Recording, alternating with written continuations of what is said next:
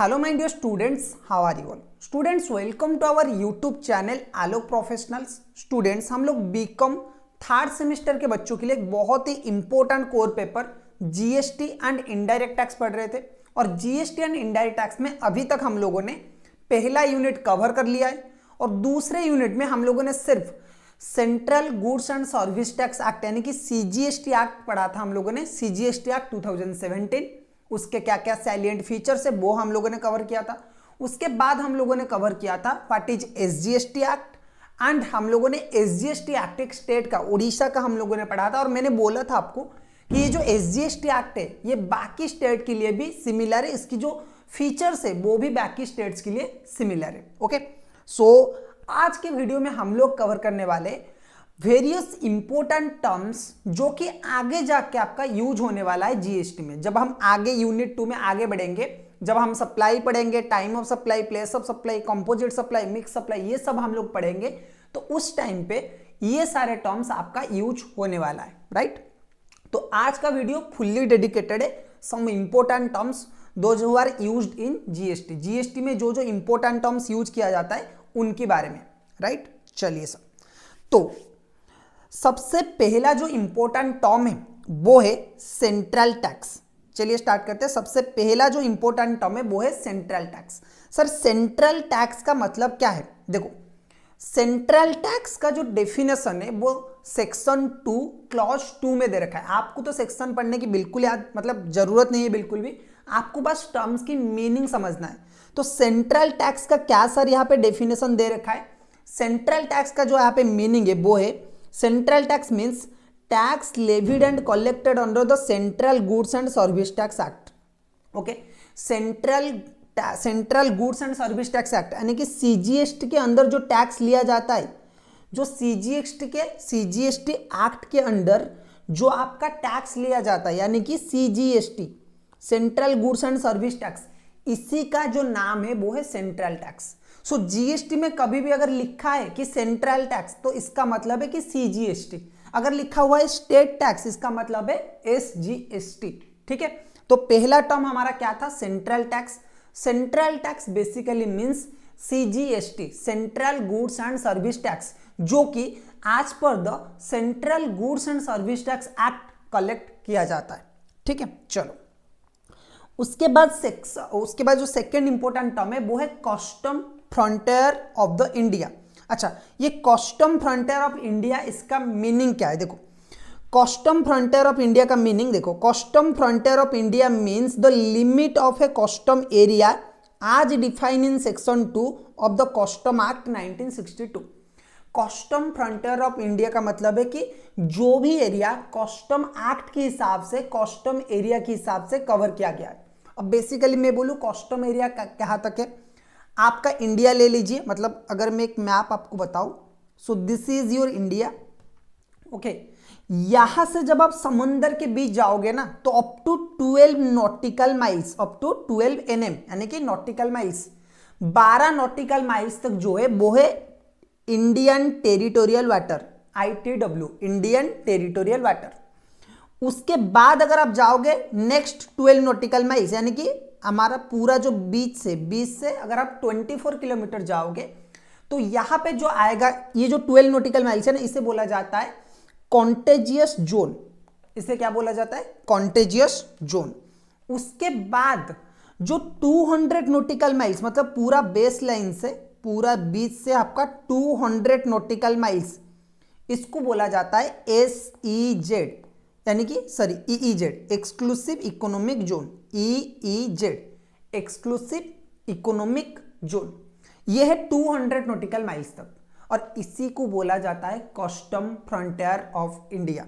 Okay, यानी कि जो भी कस्टम एरिया, इसके बीच में अगर कुछ भी एक्टिविटी होता है तो Indian government custom duty claim कर सकता है। सर हम लोग तो जीएसटी पढ़ रहे हैं ना, तो कस्टम क्यों अभी पढ़ रहे हैं हम लोग? देखो, ये जो टर्म है ये आगे जाके जीएसटी में आएगा, ठीक है, तो इसीलिए हमें इस सबको समझना है। So custom frontier of India का मतलब क्या है? Custom frontier of India means the limit of custom area as define in section 2 of the custom act 1962। Export of the goods, export of the goods का मतलब क्या है? देखो, export of the goods with its grammatical export of the goods, export of the goods with its grammatical variation and cognate expression means taking goods out of India to a place outside India. With its grammatical export of goods का मतलब क्या है कि अगर आप India से बाहर, India के बाहर कहीं किसी भी जगह पे गुड्स लेके जा रहे हो तो उसे हम बोलेंगे export of the goods. Export का मतलब क्या है? Taking out of India to a place outside India. India से अगर आप कुछ बाहर लेके जा रहे हो तो उसे हम बोलेंगे एक्सपोर्ट। तो एक्सपोर्ट गुड्स का मतलब क्या है कि अगर इंडिया से कुछ गुड्स आप बाहर लेके जा रहे हो, इंडिया से कुछ गुड्स अगर आप बाहर लेके जा रहे हो तो उसे हम बोलेंगे export of the goods. Okay, चलो एक्सपोर्ट ऑफ द सर्विस, इसका मतलब क्या है? देखो एक्सपोर्ट ऑफ द सर्विस का मतलब मैं आपको समझाता हूं, ये बहुत इंपॉर्टेंट होने वाला है और ये आगे जाके आपका जो 2 मार्क का क्वेश्चन है ना, ये इंपॉर्टेंट एक पॉइंट होने वाला है जो कि आपका 2 मार्क में आ सकता है। सो सर इसका मतलब क्या है? एक्सपोर्ट ऑफ द सर्विस का मतलब देखो, export of the service means the supply of any service when, देखो ये 4 कंडीशन अगर फुलफिल हो रहा है, ये 4 कंडीशन अगर फुलफिल हो रहा है तो आप उसे बोलोगे export of the service. Export of the goods का मतलब क्या है कि भाई आपके पास अगर कोई गुड्स है तो आप अगर इसे इंडिया से बाहर लेके जा रहे हो, इंडिया से किसी और कंट्री में या फिर किसी और जगह को आप लेके जा रहे हो तो उसे हम बोलेंगे एक्सपोर्ट ऑफ द गुड्स। लेकिन sir export of the service, जैसे हमारा टीसीएस है, जैसे हमारा इन्फोसिस है, ये अमेरिका को बहुत सारे सर्विस क्या करते हैं? एक्सपोर्ट करते हैं। मतलब यहाँ पे बैठ के अमेरिका की जो कंपनीज है उनका काम करते हैं, उन्हें सॉफ्टवेयर सर्विसेज देते, तो इसे हम बोलते हैं एक्सपोर्ट ऑफ द सर्विस। अब ये एक्सपोर्ट ऑफ द सर्विस किसे बोलेंगे? ओके, चलो देखो ये 4 कंडीशन होना चाहिए। Number 1, the supplier of the service is located in India. जो बंदा सप्लाई कर रहा है यानी कि जो बंदा बेच रहा है, जो बंदा सर्विस दे रहा है, जैसे कि हमारा कंपनी है टीसीएस, जैसे कि हमारा कंपनी है टीसीएस, टीसीएस सर्विस दे रहा है, सपोज माइक्रोसॉफ्ट, एप्पल, किसी को भी दे रहा है जो कि अमेरिका का कंपनी है, तो जो बंदा सर्विस दे रहा है वो इंडिया का होना चाहिए। सर्विस प्रोवाइडर किसका होना चाहिए? इंडिया में होना चाहिए। So the location, the supplier of the service is located in India. Supplier of the service मतलब जो सर्विस दे रहा है, service provider. So service provider, ठीक है।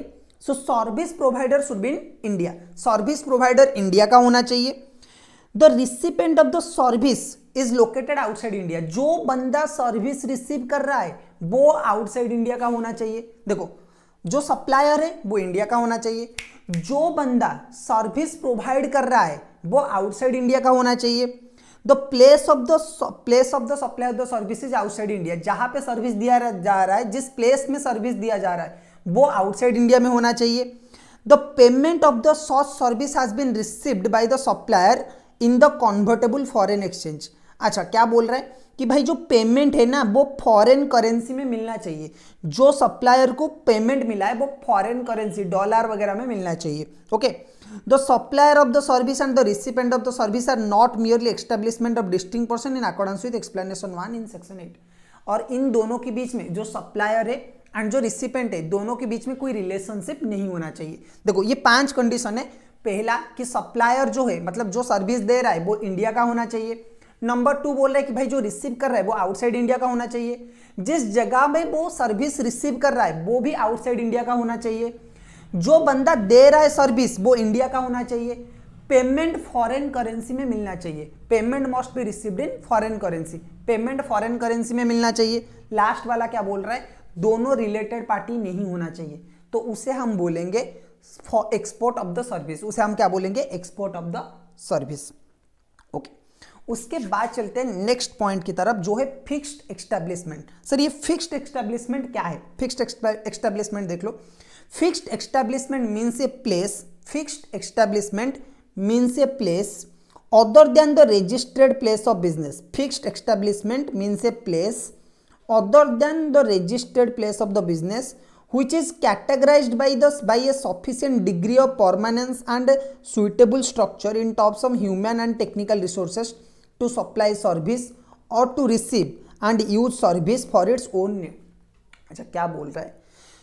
फिक्स्ड एस्टेब्लिशमेंट, जीएसटी में ये टर्म भी बार बार आएगा। इसका मतलब क्या है? इसका मतलब है देखो, सपोज मेरा जो बिजनेस है, मेरा रजिस्टर्ड ऑफिस भुवनेश्वर में, मेरा रजिस्टर्ड ऑफिस कहाँ पे? भुवनेश्वर में। ओके, उड़ीसा के भुवनेश्वर में मेरा रजिस्टर्ड ऑफिस है, लेकिन मेरा एक और ऑफिस है उड़ीसा की एक और जो सिटी है उसका नाम है राउरकेला। ओके, तो राउरकेला में मेरा और एक क्या है लोकेशन है जहां पे मेरे पास बिल्डिंग भी है, जहां पे मेरे सपोज मैं कार बेच रहा हूं, ओके, या फिर मैं कुछ भी चीजें मैन्युफैक्चरिंग कर रहा हूं, तो मेरा एक जो प्लेसमेंट है, जो रजिस्टर्ड एड्रेस है जिसको मैंने जीएसटी में रजिस्टर किया हुआ है, तो वो है Bhubaneswar. Bhubaneswar is my main address, registered address. लेकिन राउरकेला में भी मेरे पास क्या है, एक लोकेशन है, एक बिल्डिंग है जिसके पास, जहां पे बहुत सारे मशीनरीज है, जहां पे गुड्स बहुत सारे, और जहां से मैं क्या कर सकता हूं, सामान बेच सकता हूं। उस एरिया में मैं क्या कर सकता हूं, अपना गुड्स में फ्रीली क्या कर सकता हूं, सप्लाई कर सकता हूं। तो उसे बोलते परमानेंट और उसे बोलते फिक्स्ड एस्टेब्लिशमेंट। ओके, तो एक सुइटेबल स्ट्रक्चर होना चाहिए, मतलब बिल्डिंग वगैरह कुछ होना चाहिए। ओके, चाहे ह्यूमन हो या फिर टेक्निकल रिसोर्सेस वहां पे यूज किया जाता है, वो हो सकता है। ओके, और उसके साथ साथ वहां पे गुड्स आप सप्लाई कर सकते हो। चलो, उसके बाद आता है goods and service tax act. Goods and service tax act, देखो जीएसटी एक्ट हम कैसे बोलेंगे, goods and service tax act, compensation to state act. इसका मतलब क्या है, goods and service tax compensation to state act means goods and service tax compensation act 2017। ये इतना इंपॉर्टेंट नहीं है। देखो स्टूडेंट्स, क्या है, जब जीएसटी इंप्लीमेंट किया गया, तो उस टाइम पे स्टेट वालों को बहुत सारा नुकसान हो रहा था। तो सेंट्रल ने एक एडिशनल टैक्स निकाला था, मतलब सेंट्रल गवर्नमेंट ने बोला कि हम क्या करेंगे, जीएसटी के इंप्लीमेंट होने से 5 साल तक आप लोगों को एक अदर टैक्स भी हम लोग देंगे। जो नॉर्मल आपका एसजीएसटी है, जो नॉर्मल आपका सीजीएसटी, वो तो आपको मिलेगा ही मिलेगा, लेकिन उसके सिवा आपको एक और टैक्स मिलेगा जिसका नाम है कंपनसेशन सेस, जिसका नाम है कंपनसेशन सेस। तो उसके लिए एक सेपरेट एक्ट बनाया गया, कंपनसेशन टू स्टेट एक्ट। तो ये वही एक्ट है। ओके, अच्छा, गवर्नमेंट की मतलब हम बात करें तो government means central government. Government का मतलब है सेंट्रल गवर्नमेंट और स्टेट गवर्नमेंट, दोनों में से कोई भी गवर्नमेंट हो सकता है, लेकिन यहां पे गवर्नमेंट का मतलब है central government. Okay, import of the goods. Import of the goods की अगर मैं बात करूं, इंपोर्ट ऑफ द गुड्स का क्या मतलब है, import of the goods with its grammatical variation and cognate expression means bringing goods into India from a place outside India। जैसे एक्सपोर्ट का मतलब क्या था कि भाई taking goods outside India, taking goods out of India to a place outside India. India से आप goods बाहर ले जा रहे हो एक ऐसे जगह पे जो कि इंडिया के बाहर है। इंपोर्ट का मतलब क्या है, इंपोर्ट ऑफ द गुड्स का मतलब है कि bringing goods to India, bringing goods into India from a place outside India.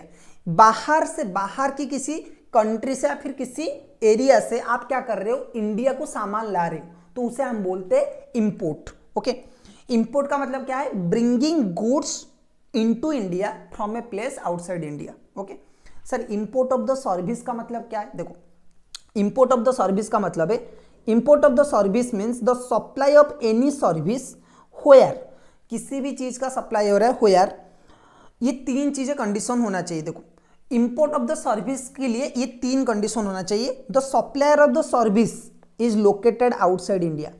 जब आप एक्सपोर्ट करते थे तो जो सप्लायर था, यानी कि जो सर्विस दे रहा था, वो इंडिया में होना चाहिए, ये कंडीशन था। लेकिन जब आप इंपोर्ट कर रहे हो तो सप्लायर कहां पे होना चाहिए, ऑब्वियसली आउटसाइड इंडिया में होना चाहिए। दूसरा है जो recipient of the service is located in India, जो बंदा सर्विस रिसीव कर रहा है वो इंडिया का होना चाहिए। The place of supply of the service is in India. अब ये प्लेस ऑफ सप्लाई क्या है हम आगे जाके बात करेंगे, लेकिन इतना समझ लीजिए कि जो बंदा सर्विस दे रहा है वो आउटसाइड इंडिया में होना चाहिए, जो बंदा सर्विस रिसीव कर रहा है वो इंडिया का होना चाहिए। एंड एक और चीज जो आपको ध्यान रखना है, जो प्लेस ऑफ सर्विस है वो इंडिया में होना चाहिए। ठीक है, चलो उसके बाद हम लोग बात करेंगे इंटरमीडियरी। इंटरमीडियरी का मतलब क्या है, देखो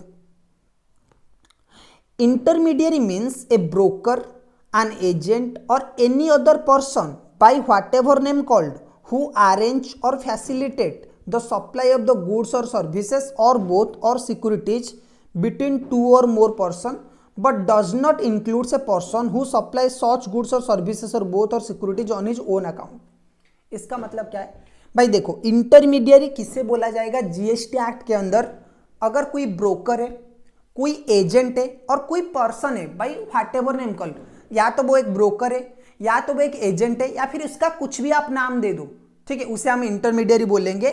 अगर कोई एक पर्सन ये सब काम कर रहा है, क्या काम कर रहा है, facilitate the supply of the goods or services, facilitate the supply of the goods or services or both or securities between two or more person, दोनों पर्सन के बीच में, सपोज एक पर्सन है ए, एक पर्सन है ए और एक पर्सन है बी, इन दोनों के बीच में एक पर्सन आ गया जिसका नाम है सी।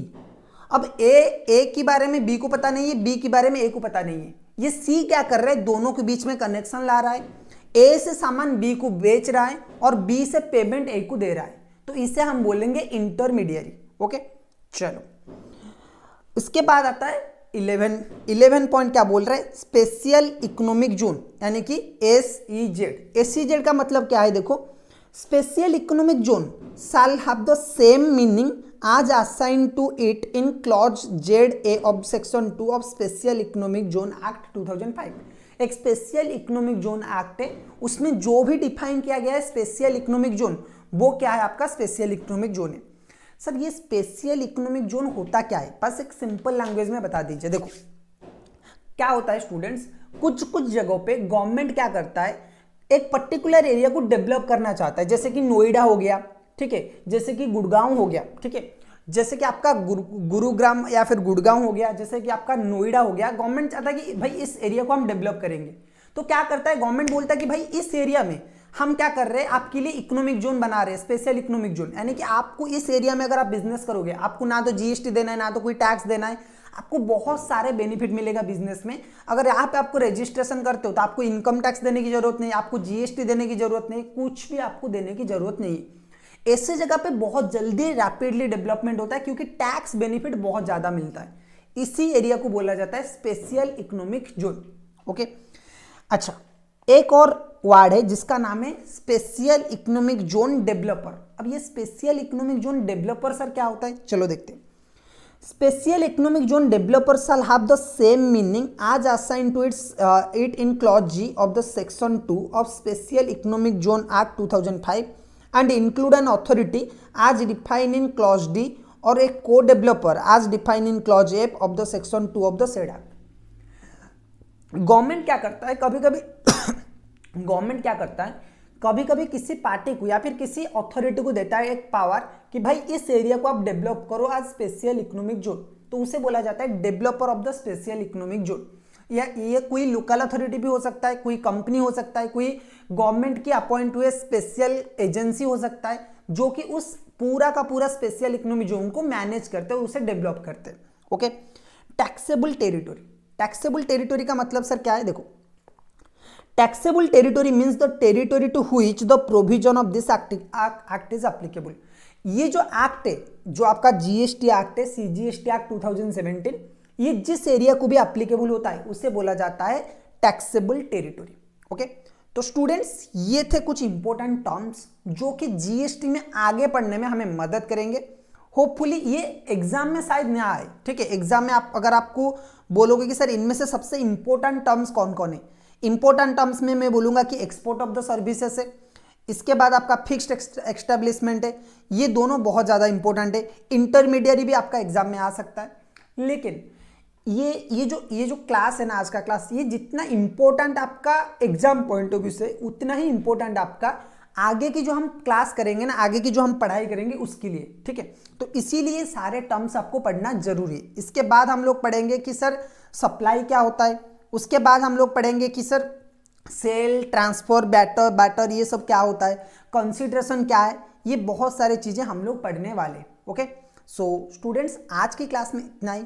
अगर वीडियो आपको पसंद आए तो वीडियो को एक बार लाइक कर लीजिए, चैनल को सब्सक्राइब करिए। हम फिर मिलेंगे और एक क्लास में। Till then keep learning.